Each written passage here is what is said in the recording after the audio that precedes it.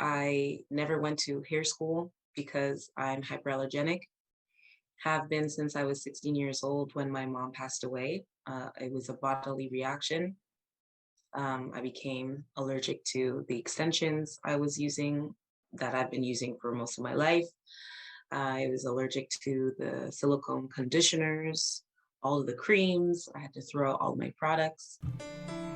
I wish everyone to be happy, healthy, and free. I believe hairdressers have the opportunity to be that drop of water who can heal by meeting the human needs to be touched, loved, understood, heard, and seen. This is beauty beyond vanity, evoking the inner beauty to reveal the truth of who you are. I search the globe to unite like-minded individuals to share their magic with you. Journey with me to the zone of boundless possibilities.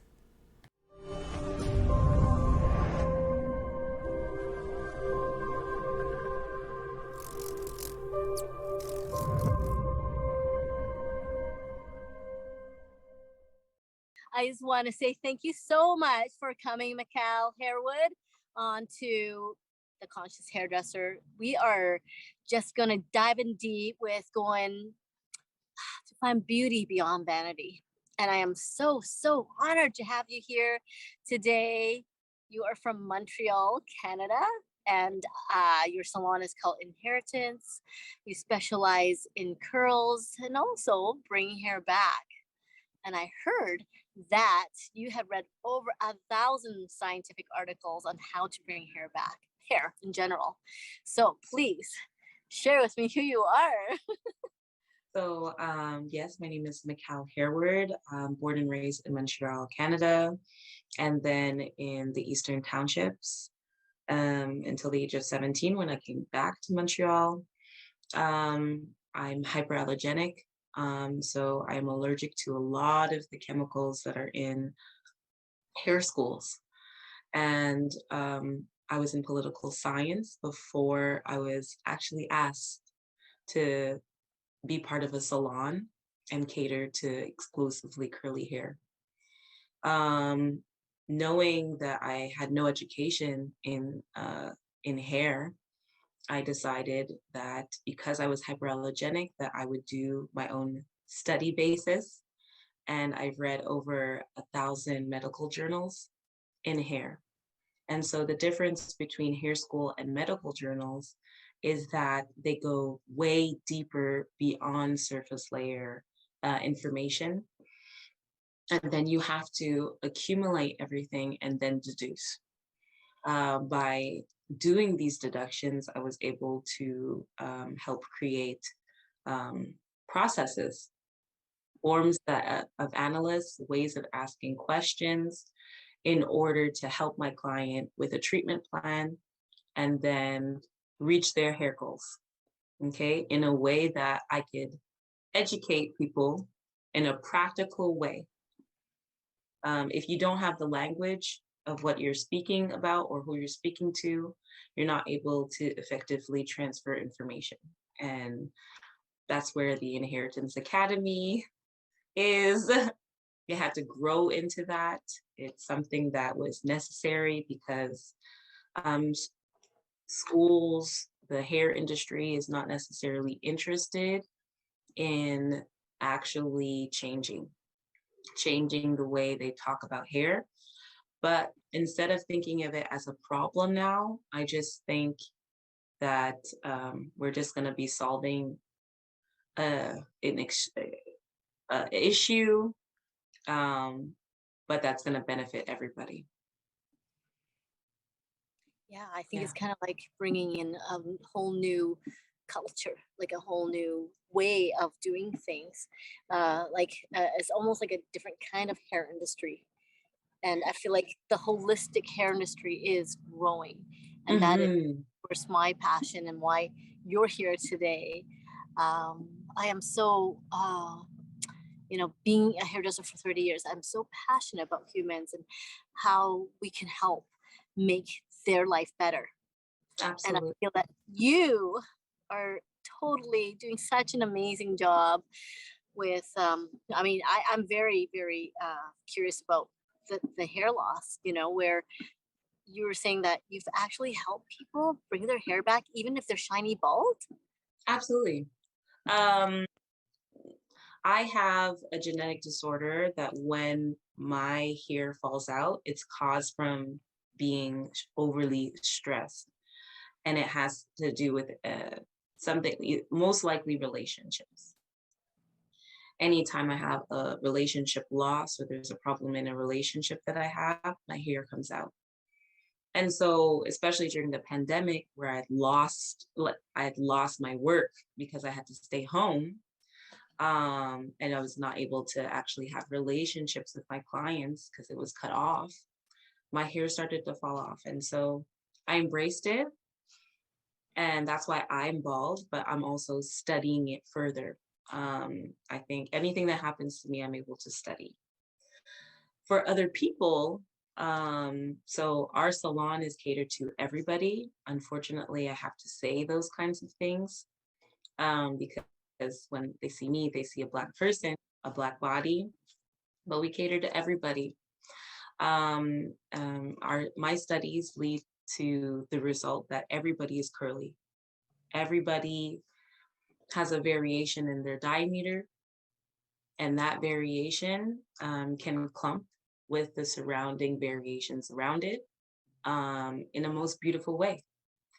And once you focus on trying to get people's hair to clump instead of be separate, certain things start happening to the hair, but also certain things start happening to the scalp. And when those things happen, it's now a different kind of environment where the hair can retain more moisture, as well as the scalp can retain its moisture, its pH balance, and cortisol is less of an impact because you've changed the environment. It's almost like going from a really hot and humid country into a cold, dry climate that's meant for polar bears, right? And when you have that kind of change happen so closely to your scalp, you actually improve the hormones that grow hair. And that's how we help grow people's hair back. You were talking about glassy scalp. Glassy scalp is the accumulation of scar tissue. And so normal scalp skin is about 50 cells deep. Once it starts being scar tissue, it's at 100 cells deep, and it could increase. So you have to have a regimen for exfoliation, okay? Removing those scar tissues as much as possible on a regular basis. A regular basis is about 1 time or 2 times per week because of cell regeneration. But if you start using chemical products like sulfates, silicones, mineral oil in your shampoos and your conditioners, it actually prevents you from regenerating those cells at a faster rate. We're organic beings. We need things that actually can be organically digested in our bodies, including our skin and our scalp. If you're using shampoos that have sulfates, it's micro salts that are scratching things, but are not necessarily keeping the pH of the scalp balance, not necessarily maintaining your own sebum, which is also healing. It's not creating the ideal environment for your hair. It'll dry it out. And so if your hair is dry, your scalp is dry, and it won't be able to be the uh, uh, be the thing that it needs to be. Your hands function the way it is because you have fingers. Your heart pumps certain amounts per minute. Your lungs are responsible for breathing, while your scalp is responsible for hair production. It's responsible for maintaining your scalp's pH to prevent bacteria accumulation. It's responsible for breathing. It's not supposed to have microplastics microplastics and petroleum and mineral oil in it. But those ingredients, including sulfates, help people to keep their hair straight when they want that kind of style. And so when back to the industry, they do that. They have these things because that's what they're going for. That's the goal. So it's a straight hair science versus a natural, holistic, curly hair science. And that's what we're comparing when we're trying to have that kind of conversation. It's not a they're wrong, blah, blah, blah. It's more like if you want a certain result, you could do this, but if you want a healthier result that's more holistic, that is obviously science-based, that is more healthy for the body, that is more healthy for the scalp to maintain the hair that you have for as long as you want, including when you age, then that's how that's where you go. That's how the changes you're going to do is going to be to go the holistic route. I have 70-year-old clients, 80-year-old clients that started out with me with way less hair. They had way less hair because the styles that they were doing, like braiding, extensions is plastic. And when your hair is dry, because you're using sulfates, you're using mineral oil that block out water. You're using petroleum-based products that block out water, using silicones, microplastics that block out water. Your hair is more dry, and then you're using plastic over that dry hair to maintain it, but the plastic then breaks the hair, or the plastic then is scratching on your temples, moving microscopically and creating scars. And those scars build up, and then you lose hair, so it becomes glassy. Well, when you remove all of those things that are damaging and you start exfoliating those scar tissues on a regular basis, you start putting moisture back into the hair and stop using all those things that were blocking out moisture. The skin becomes softer because there's water more closer to it. It's easier to exfoliate those scar tissues, and then your hair starts growing back like it did. And then, so instead of having a receding hairline, it's coming back down to your forehead, and you're experiencing edges that you lost maybe post having a baby, maybe when you were a teenager or even earlier.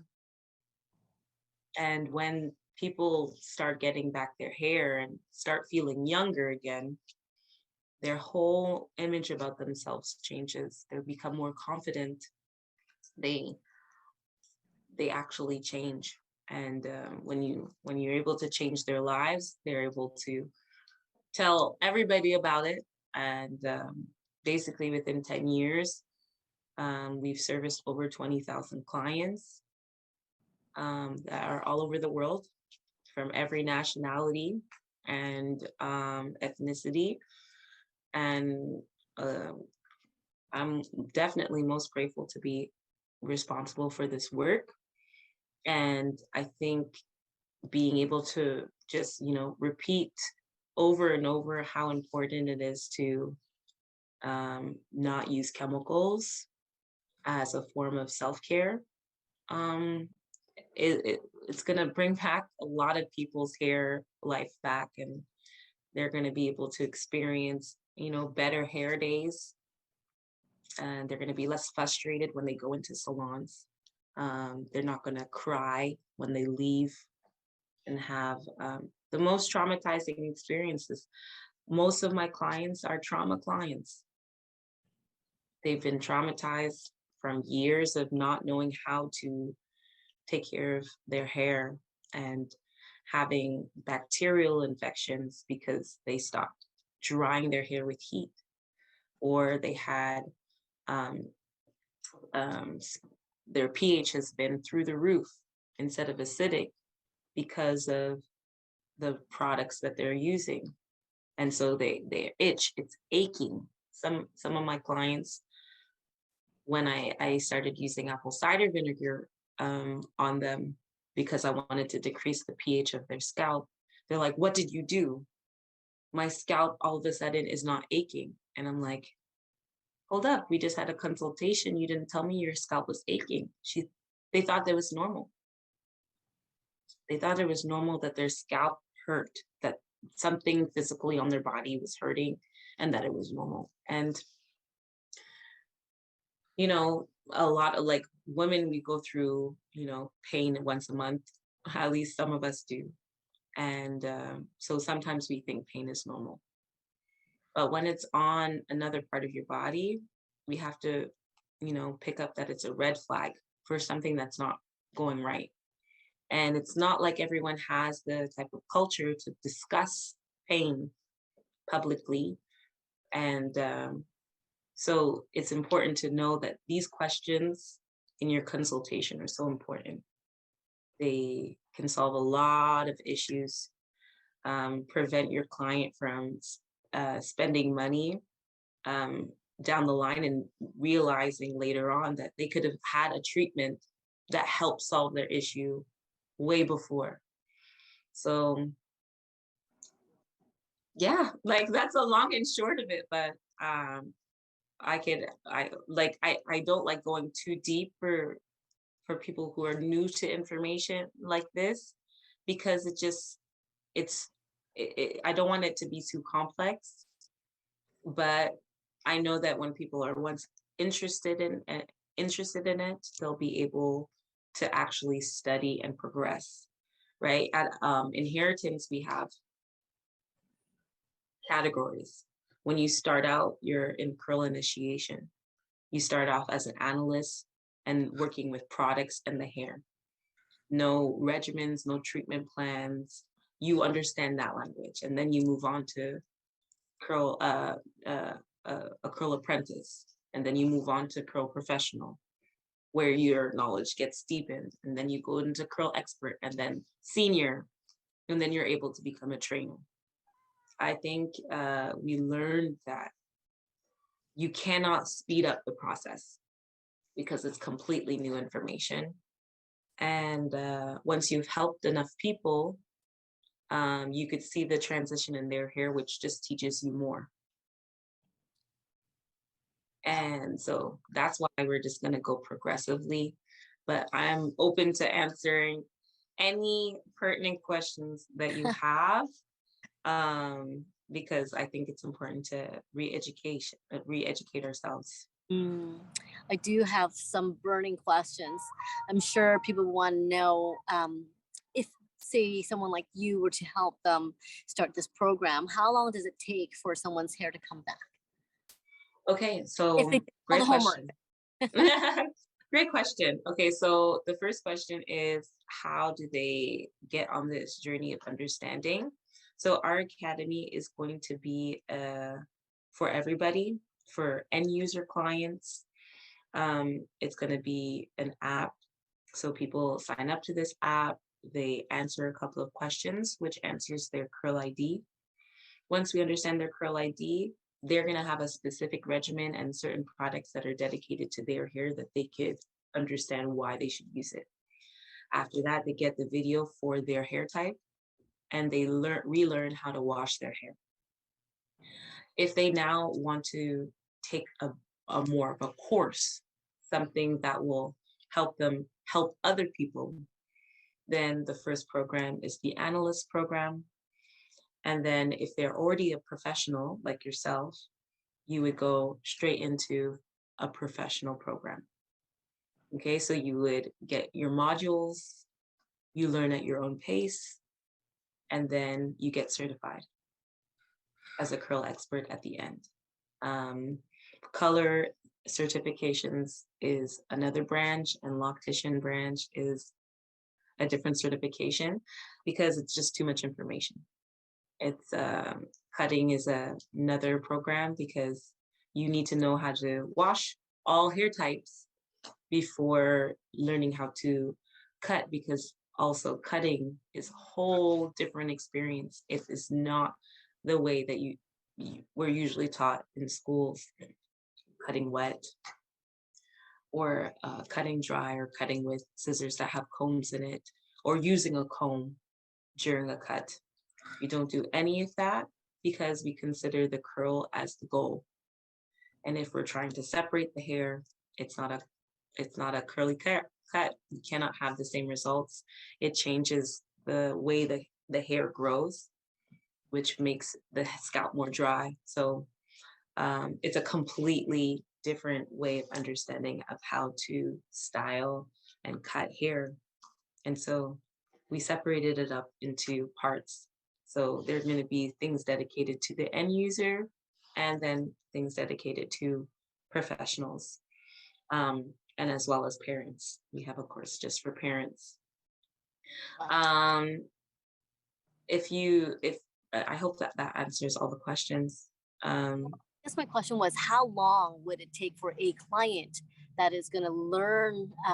But like, it's at their pace, right? to So bring they them have back. their video, exactly. So they have their own video of how to maintain their own hair. Yeah. So yes, it's a great question. So if you have alopecia areata, okay, this is bald spotting that is in circle patterns in the scalp. That is triggered by stress. If you do not remove or reduce that stress, it will come back and it will be maintained because the inflammation in your body is maintained. So you have to develop an outlet, okay? Either start working out, drinking way more water to reduce the inflammation in your body,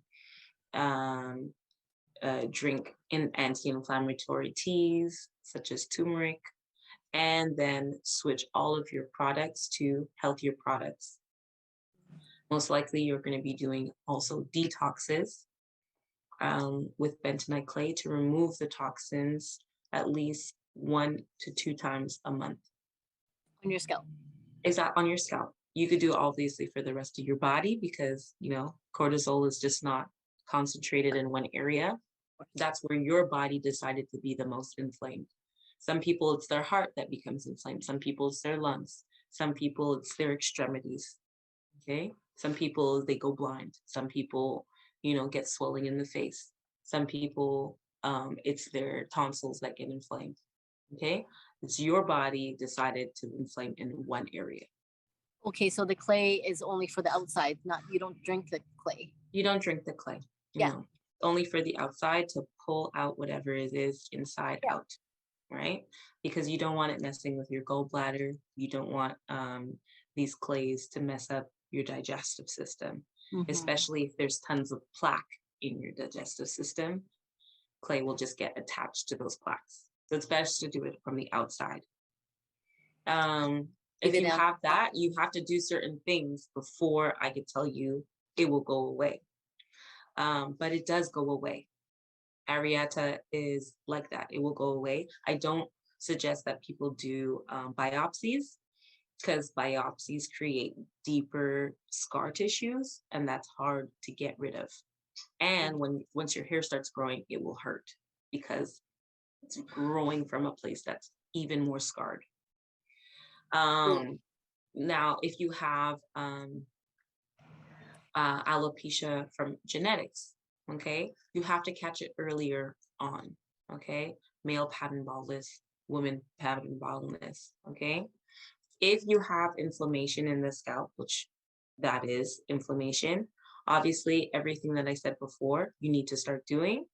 And then you have a regimen of exfoliating the scar tissue down as much as possible by having a weekly regimen, by using heat on your hair in either a diffuser or hooded dryer.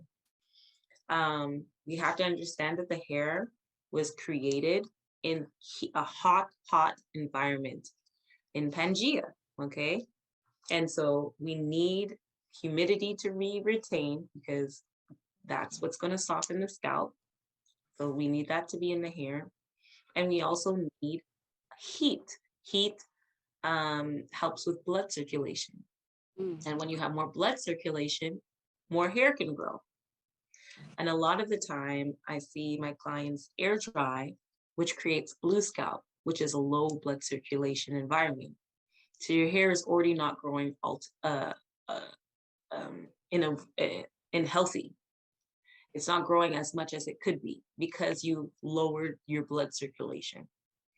So we have to increase the blood circulation by using heat and retaining moisture in our hair by not straightening to remove all the moisture from the hair, but to go curly, go natural. Okay. Mhm. Once you've diffused, water can be retained between the protein bonds in your hair, creating an ozone environment for your scalp so your scalp can thrive in a humid and heated up environment. Once that happens, it could take anywhere from 3 to 6 months to see where your actual hairline is and have at least half an inch of growth. Mm. And Wow, so months. it's always been like that for most of my clients. Obviously, if you've lost a lot of hair, you'll see the long-term results within 1 to 2 years because hair grows about 6 inches per year on average. And so the hair is not going to be the same length as the rest of your hair. It's growing in, right? And so, and then 2 years would be 12 inches, and especially for narrower curls, because we have so much shrinkage, we have to wait that long to see the length, right? So obviously, if you have a wavier curl pattern, you're going to see the results quicker because you don't have to deal with the shrinkage.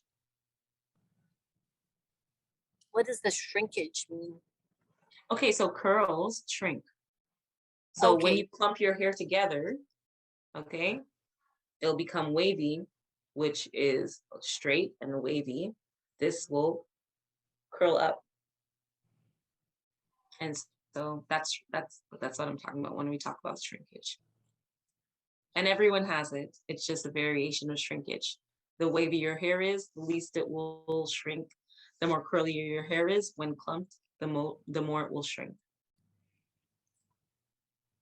So you're saying that everyone's got curly hair of some kind, even when you see those straight Asian, hair. And I know exactly what you're talking about because once I start layering it, it's like I see the waves. So maybe because of the heaviness of just one length, it makes it look straighter. Well, if you've always combed your hair and cut it wet, that changes the pattern. Okay. When it comes out of your scalp, your hair clumps in a very organic way, right? And so if you're doing layers and doing straight lines on a round head and not considering how the hair grows out of the head, and you've changed the curl pattern, which means it's difficult for the hair to clump back normally. So usually in those cases where people have done it for years and years and years and they have wavier hair, it takes minimum a year to actually know what curl pattern they actually have because I have to keep cutting their hair the way it grows out naturally, which changes the results, right? Like you have cowlicks around your head, right? Yeah. How your hair separates naturally. Well, instead of fighting against those cowlicks, I'll wash it, dry it. How it comes out of the head is how we cut it. Yep, that's right. That makes sense. I like it when people cut, including myself, on dry hair because this way you can really see it more than when it's wet. When it's wet, the hair is swole, right? It swells up to absorb all that water. And when it's wet and then you cut it, you're cutting on something that's expanded, not shrunken in. The protein bonds in the hair have not shrunken in. And so it will split faster. And for a curly girl, someone who wants to maintain their length as much as possible, when you cut our hair wet and it splits faster, then we have to cut more often. We never see our length. Wow, And I've never heard of that because I mean, I always cut dry anyway, but I'm just saying I've never heard because you think it's moisturized so that when you cut it, it'll be still moisturized. And when it's dry and you cut it with, especially with Bell scissors, you're gonna have like still split ends. I can still see the little dot at the very end when I'm cutting hair. Hmm. Yeah, it's really a matter of how the hair is elastic. If it's not elastic, it will break more. If it is too elastic, it will break more. I see this all the time with bleach clients where they're like, Mhm. "Oh, I have to constantly cut and cut and cut," but they air dry their hair a lot. Yeah. If they air dry their hair a lot, each hair strand has to get rid of the water by itself. Each hair strand is it's a very fragile thing. And so you're depending a lot on that hair strand to do most of the work when you could use heat to do that work.